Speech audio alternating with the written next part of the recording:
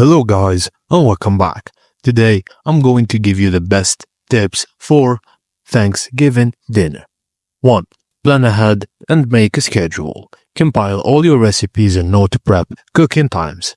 Create a schedule leading up to your serving time, listing each dish to its timing. And keep an editable version of your computer or print and update as needed after your first holiday.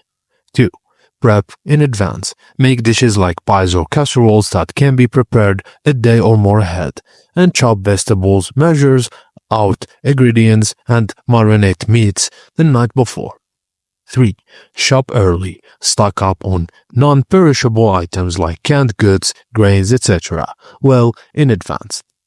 4. Set the table early. Clear the prep, table linens, and dishes and flatware a few days prior.